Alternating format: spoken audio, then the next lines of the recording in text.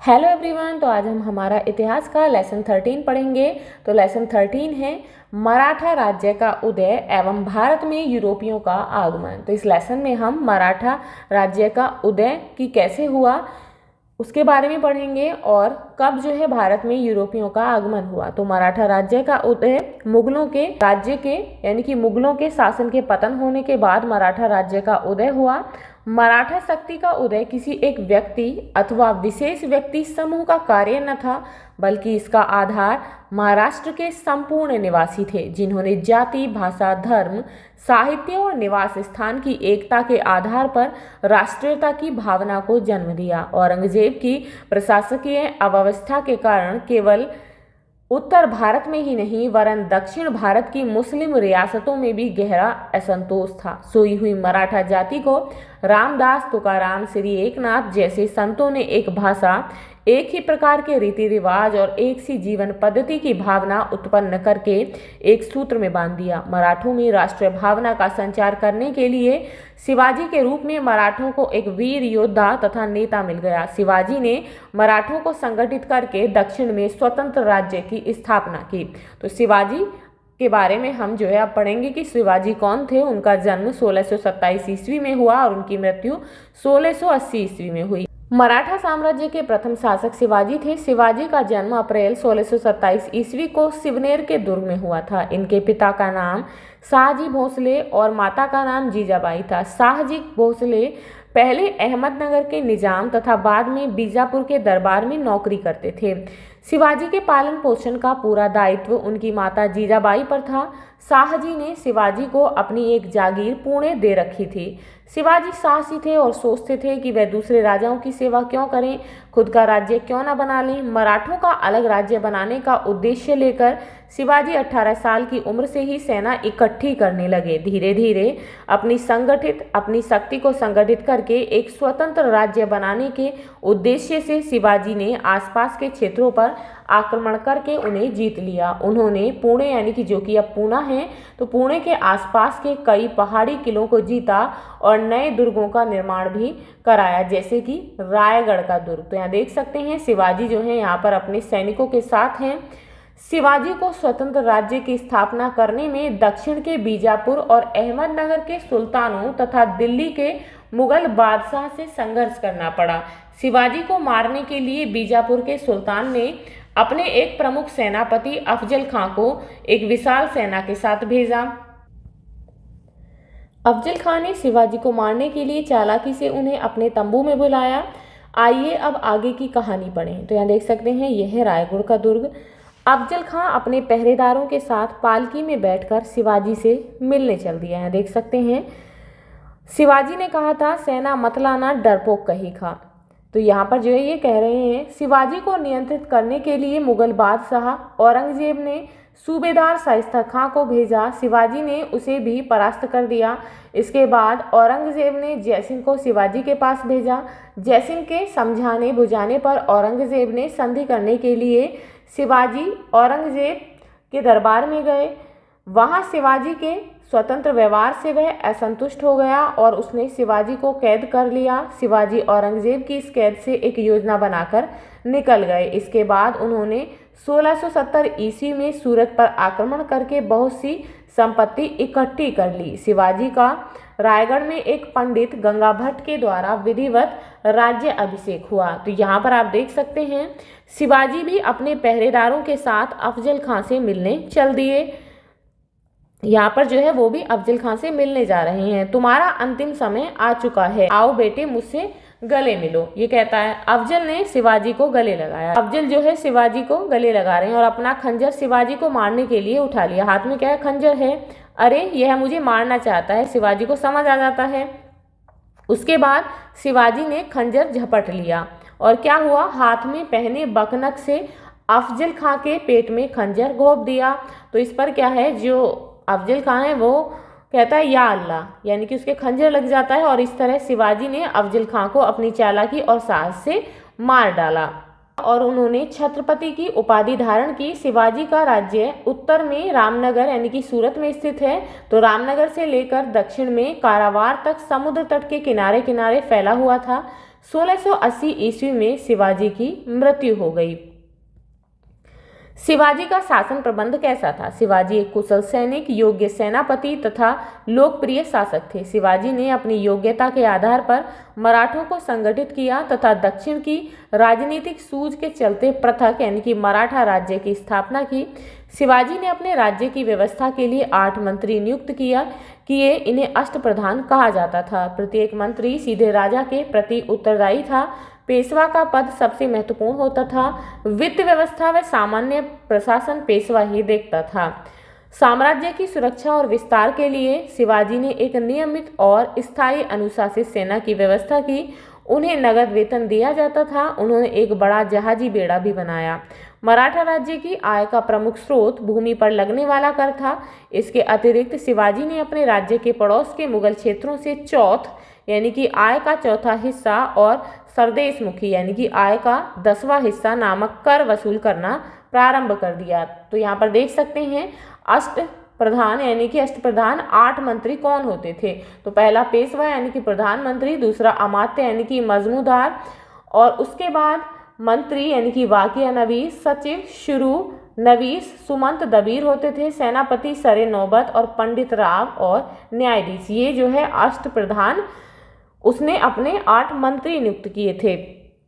यहाँ देख सकते हैं ये है मराठों का साम्राज्य। यहाँ पर ये जो है मराठों का साम्राज्य है। मुगल क्षेत्रों पर आक्रमण कर धन लूटा, जैसे सूरत बंदरगाह पर। शिवाजी ने मराठा जाति को एकता के सूत्र में बांधकर मराठा राज्य को एक शक्तिशाली राज्य बनाया। शिवाजी के द्वारा स्थापित राज्य लंबे समय तक नहीं टिक रहा सका। 18वीं सदी में मराठे भारत की एक प्रमुख शक्ति बने रहे।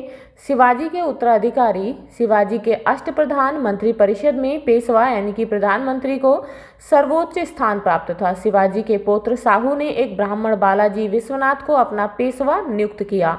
साहू अकर्मणीय शासक था। बालाजी विश्वनाथ ने अपनी योग्यता एवं कुशलता से मराठा शासन को सुदृढ़ बनाया। उसने मुगल शासक मोहम्मद शाह रंगीला से दक्षिण इलाकों से चौथ एवं सरदेशमुखी कर वसूलने का अधिकार प्राप्त किया।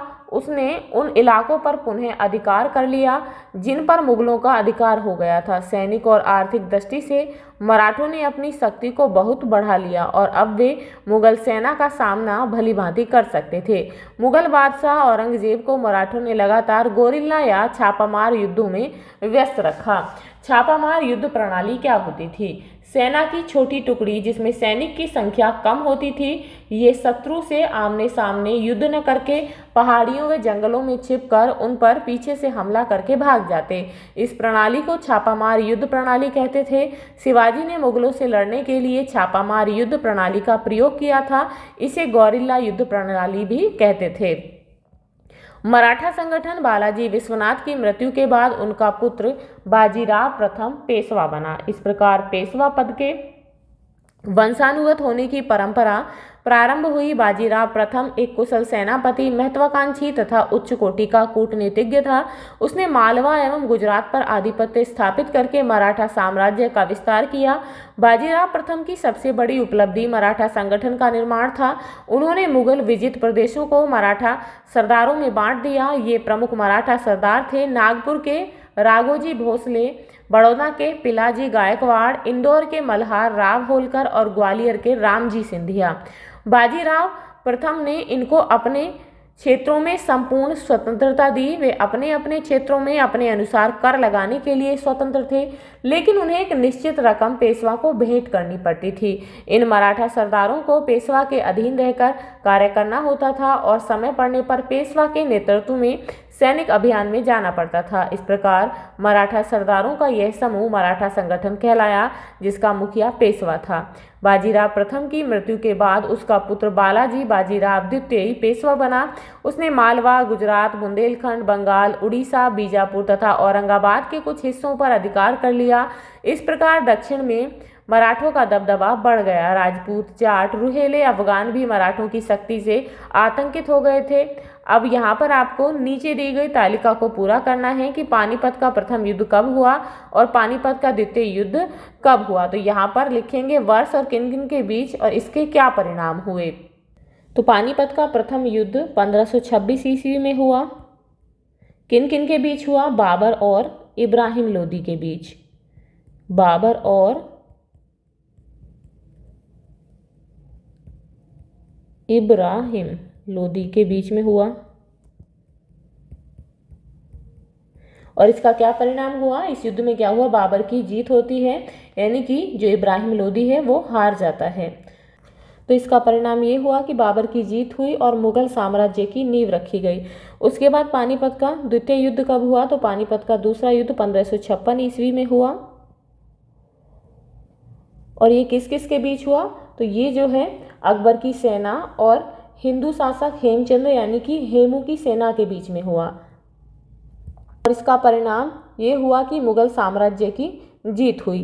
पानीपत का तीसरा युद्ध मराठों ने पंजाब पर भी आक्रमण कर उसे जीत लिया, जिस पर अफगानिस्तान के शासक अहमद शाह अब्दाली का अधिकार था। अब्दाली ने रुहेले अफगानों की सहायता से पंजाब पर पुनः अधिकार करके दिल्ली की ओर प्रस्थान किया, जहां सन 1761 में पानीपत के मैदान में मराठों और अब्दाली की सेनाओं के बीच युद्ध हुआ। मराठों को जाट, राजपूत एवं सिख सरदारों का सहयोग नहीं मिला और अहमद शाह अब्दाली विजयी रहा। अहमद शाह अब्दाली की जीत का एक कारण ऊंटों पर रखी घूमने वाली तोपें भी थीं, जिन्होंने मराठों को काफ़ी नुकसान पहुंचाया।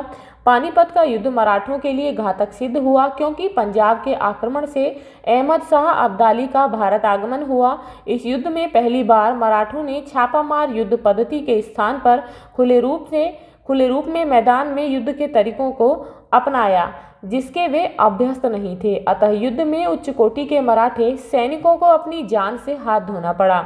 मराठों के पतन से अंग्रेजों को भी साम्राज्य विस्तार का सुअवसर प्राप्त हो गया। 18वीं शताब्दी में भारत की स्थिति कैसी थी? तो 18वीं शताब्दी के आरंभ में भारत के विभिन्न भागों में देशी और विदेशी शक्तियों के अनेक छोटे बड़े राज्य स्थापित होने लगे थे। बंगाल, अवध और दक्षिण आदि प्रदेशों ने अपनी स्वतंत्रता स्थापित कर ली। भारत के उत्तर पश्चिम की ओर से विदेशी आक्रमण होने लगे। सन 1739 ईस्वी में नादिर शाह के आक्रमण ने कमजोर मुगल साम्राज्य की जड़ें हिला दी थी और सन 1761 ईस्वी में अहमद शाह अब्दाली के आक्रमण ने मराठों के अस्तित्व को लगभग समाप्त ही कर दिया। इस समय कोई एक ऐसी शक्ति नहीं थी जो विशाल भारत को एकजुट रख सकती। मुगलों के पतन, मराठों की हार तथा छोटे छोटे राज्यों के आपस की लड़ाइयों ने यूरोपीय कंपनियों को शीघ्र ही सर्वश्रेष्ठ बना दिया। विदेशी व्यापारी कंपनियों ने यूरोपीय कंपनियों को शीघ्र ही सर्वश्रेष्ठ बना दिया। विदेशी व्यापारी कंपनियों ने भारत की राजनीति में हस्तक्षेप करना प्रारंभ कर दिया था। जिस समय यूरोप में पुनर्जागरण आंदोलन जोर पकड़ रहा था, भारतीय समाज लोकवाद और भक्तिवाद के गहरे सागर में डूबा हुआ था। वह दूसरे देशों में हो रहे विकासों को नज़रअंदाज कर रहा था।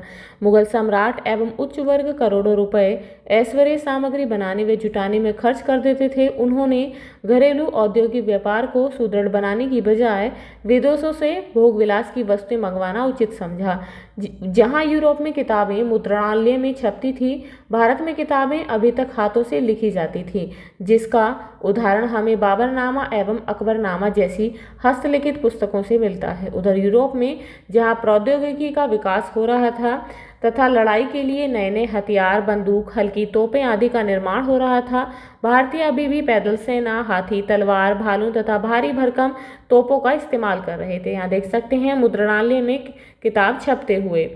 यद्यपि 18वीं सदी में भारत में व्यापार और वस्तु निर्माण का विस्तार होता रहा, परंतु यूरोप की तुलना में भारत न केवल विज्ञान और प्रौद्योगिकी के क्षेत्र में बल्कि अन्य मामलों में भी पिछड़ा ही रहा। उदाहरण के लिए माल का ज़्यादातर निर्माण छोटे पैमाने पर ही किया जाता रहा, मशीनों का कोई इस्तेमाल नहीं किया गया और कारीगर सरल से सरल औजारों से ही कार्य करते रहे। नतीजा यह हुआ कि कोई भी कारीगर चाहे जितना भी कुशल क्यों न रहा हो, उसकी उत्पादक क्षमता निम्न कोटि की ही रही। पश्चिम की तरह यहाँ के कारीगर तरक्की करके व्यापारी और उद्यमी नहीं बन सके। यहाँ देख सकते हैं 16वीं शताब्दी तक इस तरह के यंत्र यूरोप में बन चुके थे, जिसके आधार पर यूरोपीय नाविक देश विदेश की यात्रा करने में सफल रहे। इसके अलावा दुनिया में यूरोपीय नाविक नए नए देशों की खोज कर रहे थे तथा भारत में विदेशी यात्री व विदेशी व्यापारी आ रहे थे। शक्तिशाली मुगल भारतीय नौसेना को सुदृढ़ बनाने के बजाय यूरोपीय जहाजों पर निर्भर रहे। उधर यूरोपीय देशों ने शक्तिशाली नौसेना तथा सुसंगठित व्यापारी बेड़े के कारण भारत के साथ व्यापारिक संबंध बनाए तथा इसका उन्होंने भरपूर लाभ उठाया। यहाँ देख सकते हैं कारखाने में तोप का निर्माण, यूरोपीय सैनिकों द्वारा बंदूकों का इस्तेमाल, कारखाने में काम करते हुए लोग, विदेशी सुसंगठित व्यापारी बेड़े। मुगलों ने विदेशी व्यापार के महत्व को समझ लिया था, इस कारण उन्होंने यूरोपीय व्यापारिक कंपनियों को संरक्षण एवं प्रोत्साहन प्रदान किया। राष्ट्र के आर्थिक विकास में वे नौसेना के महत्व को नहीं समझ सके, इस कारण भारतीय व्यापारी एवं निर्माता शक्तिशाली नौसेना तथा सुसंगठित व्यापारी बेड़े के अभाव में विदेशों से होने वाले व्यापार के मुनाफे का अधिक लाभ नहीं उठा सके। इस प्रकार विज्ञान एवं तकनीकी के क्षेत्रों में भारत अन्य देशों से पिछड़ता गया। मुगल शासक वर्ग ने उन्हीं बातों में दिलचस्पी रखी जो उनके तात्कालिक महत्व तथा विलास की थी। भविष्य को निर्धारित करने वाली बातों के प्रति उनकी कोई रुचि नहीं रही। इसके दूरगामी परिणाम हुए और भारत आने वाले 200 वर्षों तक विदेशी ताकतों की जंजीरों में जकड़ा रहा। यहाँ देख सकते हैं, ये है यहाँ पर सूत काटने का कारखाना। यहाँ पर है शब्दावली। चौथ का अर्थ होता है मुगल राज्य को दिए जाने वाले कुल लगान का 1/4 भाग, जिसको मराठे अतिरिक्त कर के रूप में मराठा राज्य के बाहर के क्षेत्रों से वसूलते थे। सरदेशमुखी का अर्थ होता है संपूर्ण आय का 10वां भाग, जिसको मराठे सारे क्षेत्र से वसूल करते थे। अष्टप्रधान 8 मंत्रियों की एक समिति जो शासन कार्यों में मराठा शासक को सलाह देने का कार्य करती थी। तो ये था आपका लेसन 13। यहाँ पर इसके क्वेश्चंस दिए गए हैं जिन्हें हम नेक्स्ट वीडियो में सॉल्व करेंगे। तो मिलते हैं नेक्स्ट वीडियो में इस लेसन के क्वेश्चन आंसर्स के साथ। If you like this video please like and share, and if you are new on this channel please subscribe the channel. Thank you.